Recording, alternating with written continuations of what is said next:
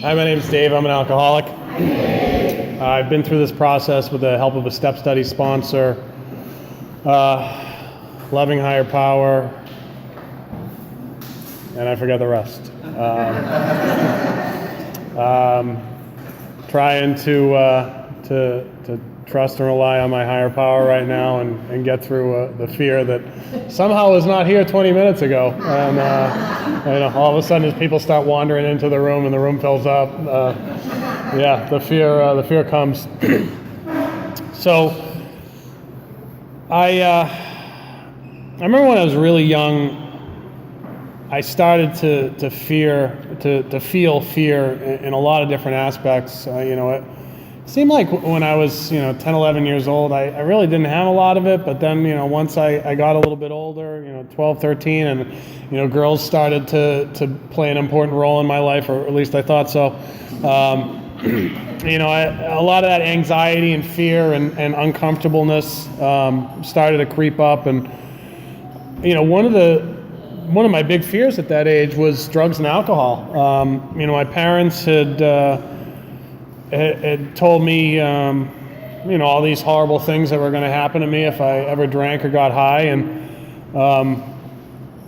I didn't believe much that they said, but for some reason those things stuck in my head, and I was kind of terrified of it. And I had a group of friends that I hung out with, and that was kind of their main focus, was getting drunk and high. And I came up with all these ridiculous excuses as to why that I couldn't do it. I was, somehow the only one who was allergic to alcohol.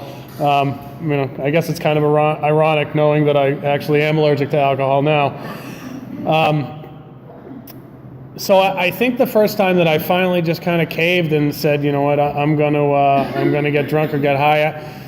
I either got really drunk or I did acid. I can't remember which one it was. They were right about the same time. And that was right about my 16th birthday. And within about 14 months, I'd been arrested. My apartment had been raided by DEA and Orange County sheriffs out in California. I'd been to rehab. I went from a great student in high school to dropping out of high school. It didn't take very long for everything to kind of crumble around me. And it became very clear that I had a problem with drugs and alcohol that I just had absolutely no control of. I couldn't, as much as I wanted to stop and knew that I needed to stop, I couldn't stop. So I grew up around here, and my parents moved us out to Southern California right before I started 8th grade. And after my place got raided, I thought that maybe if I moved back to Massachusetts, it would fix everything. And it kind of worked for a little bit. I didn't get in a lot of the major catastrophes that I'd been in California. And then when I was 18, I had the good judgment to decide that I should have a child at that age, so I got a girl pregnant, and I had a daughter that was born right after I turned 19, and I decided that maybe it's time to try to get it together. So I worked for a guy who was in the program, and he helped me get sober. And I stayed sober for almost 2 years, and I just really hated it. It wasn't a lot of fun. I didn't have a higher power. I didn't take any suggestions. I just kind of did what I wanted, and did AA Dave's way. And So, the all that crap that's always been going around in my head, the drugs and alcohol were kind of the solution to make it stop. And so now I stopped doing that, but I'm not getting any better, so all the stuff's still going through my head, and no thanks. So I went back out for about 18 years, and I tried every way that I could think of to stop.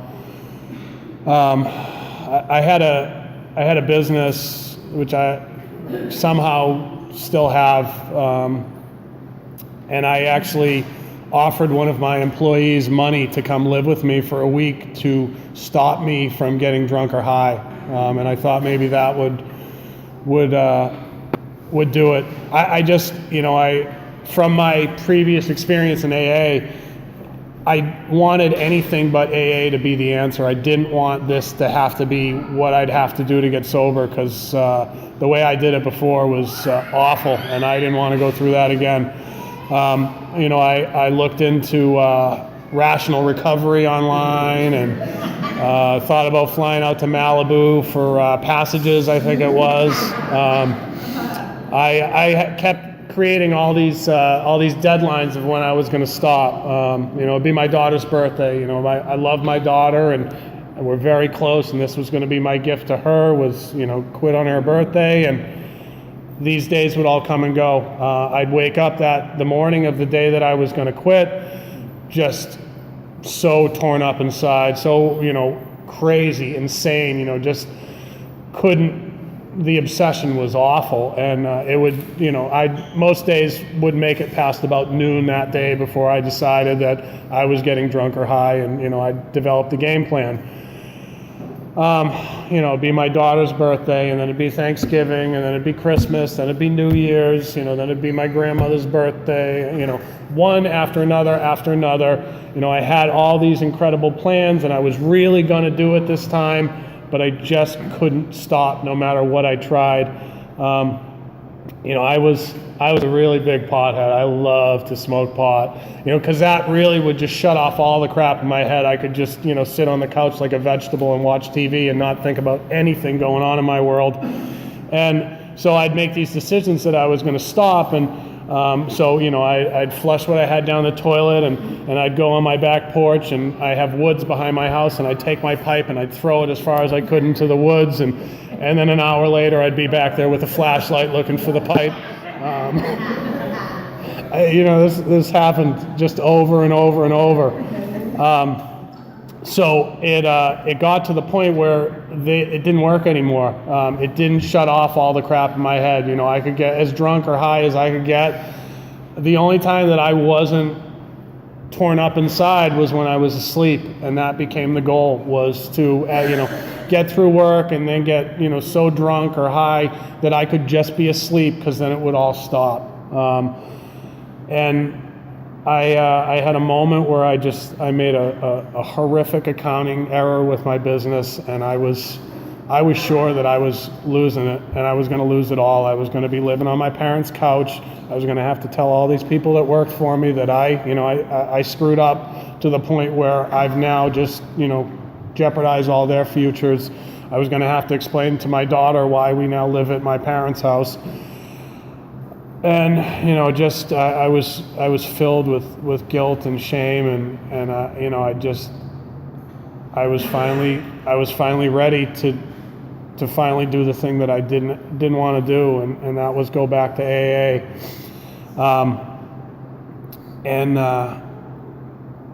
So this was on a Thursday. I went to a noontime on a Friday. A blubbering mess. Every time I tried to have a conversation with someone, I just started to cry.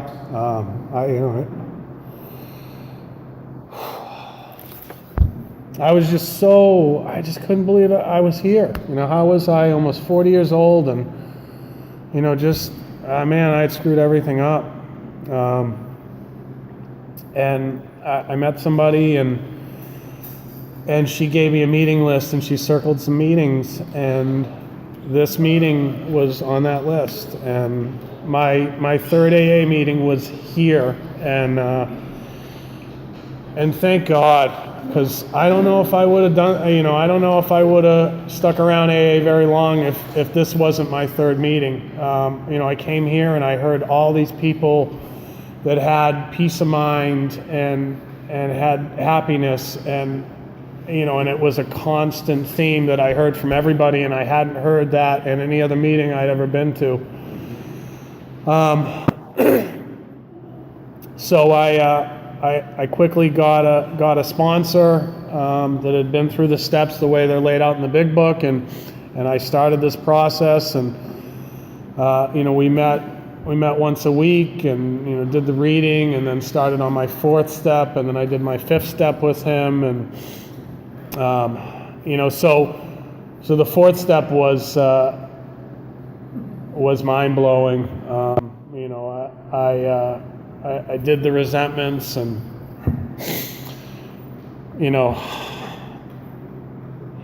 my instructions were to get on my knees and say the third step prayer before I'd write every time, and ask my higher power to direct my thinking, to show me the truth and allow me to be the scribe and not the editor.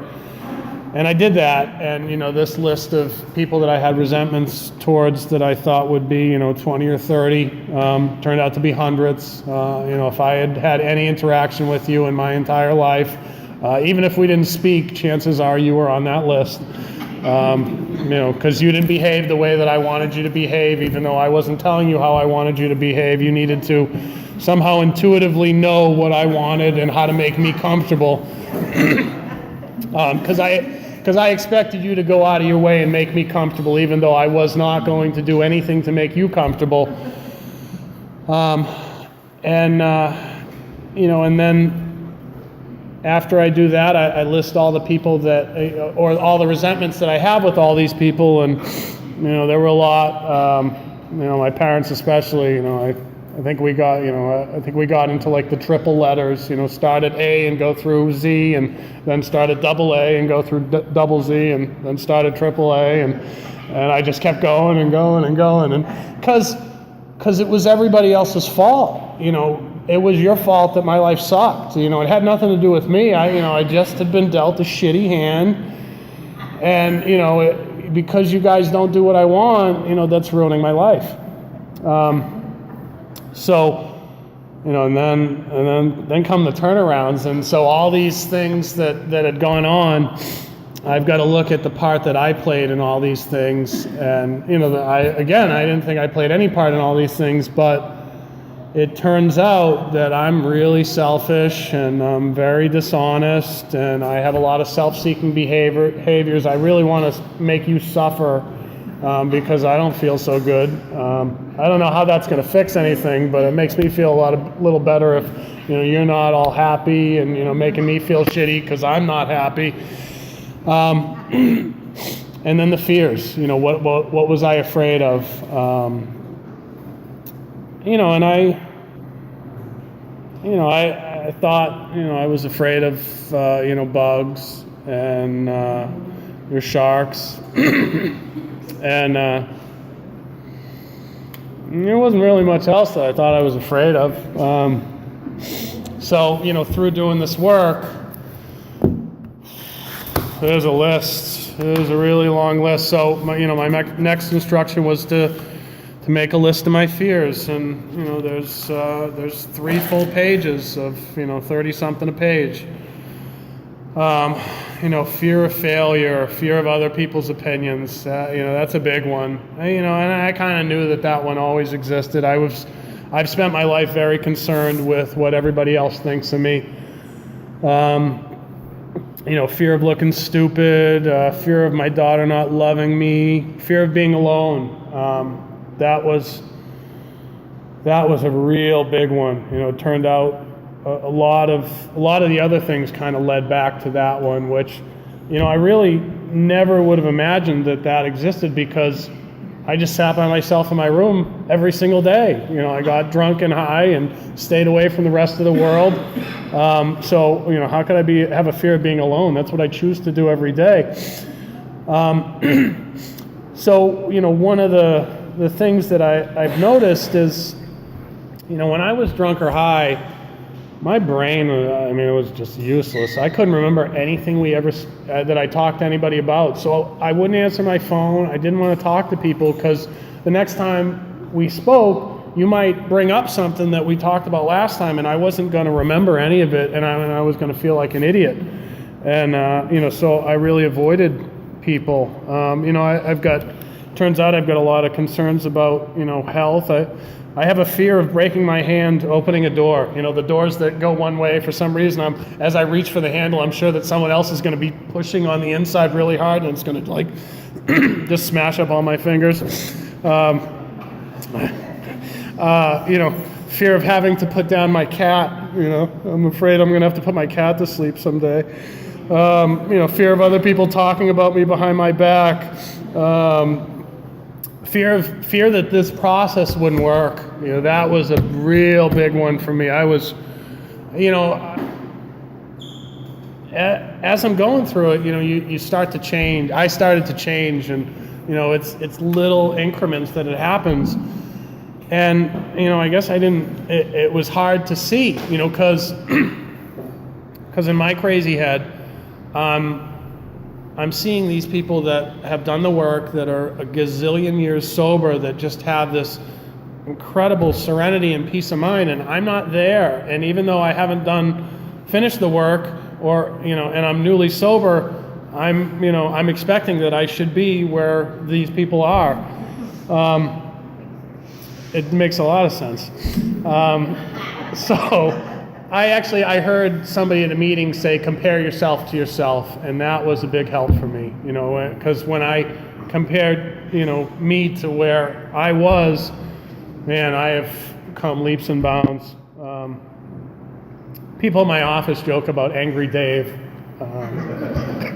who doesn't really work there anymore, but he worked there for a long time.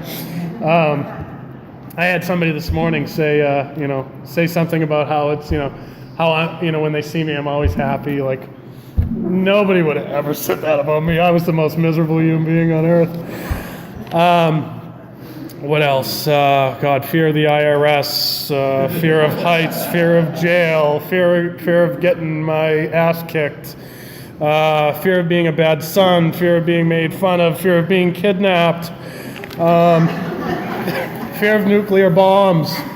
A lot of rational fears. Things that, if I really worry about those all day long, that, it should make my life a lot of fun.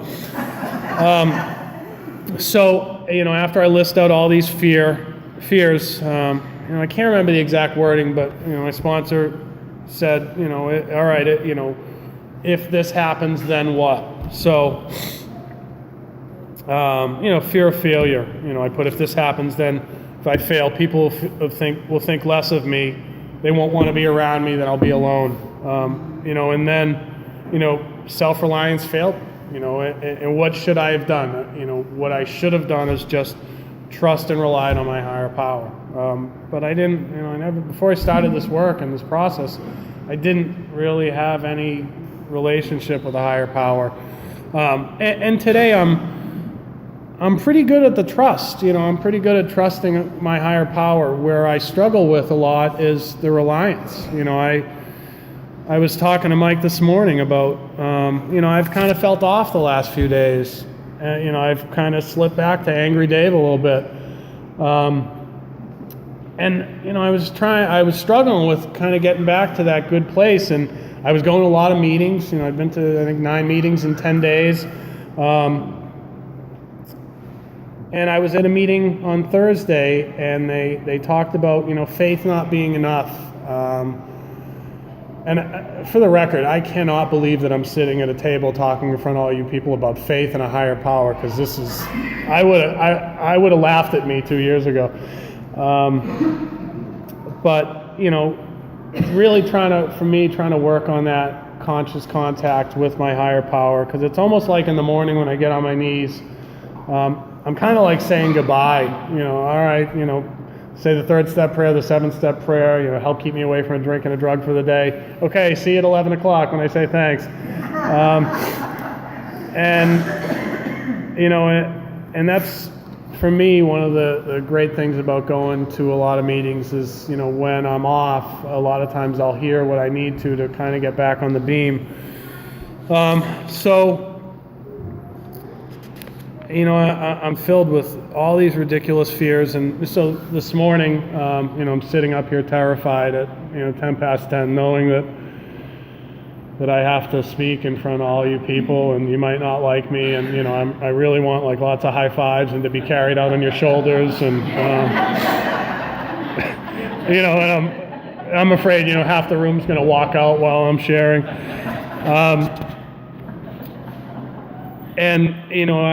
because of this work, I'm able to, during the moment of silence, ask my higher power to help, and just use me to share whatever his message is,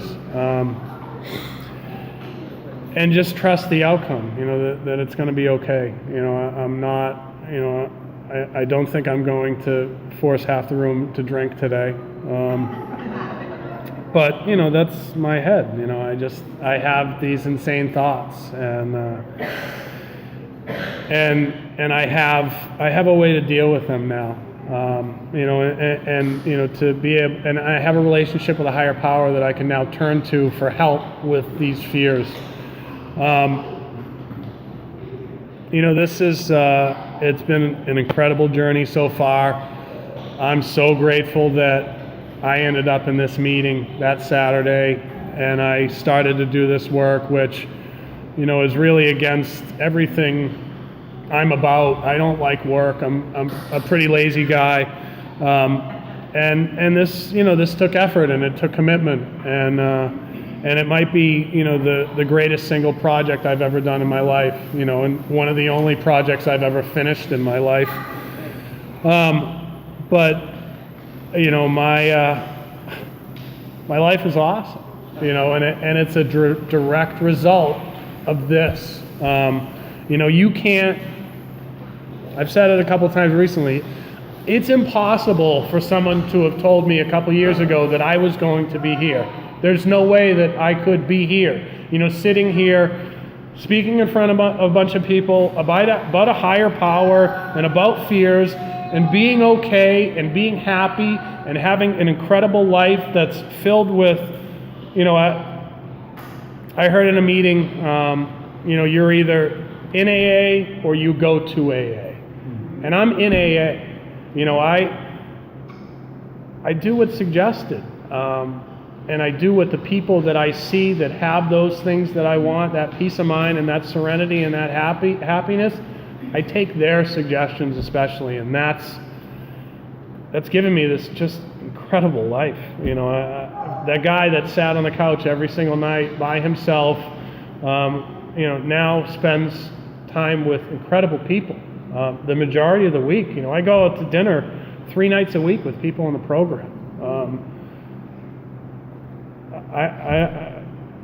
I can't believe that I'm here and that this is my life, and I'm so grateful, and I hated when people would talk about this kind of stuff from the podium because I just thought it was such bullshit.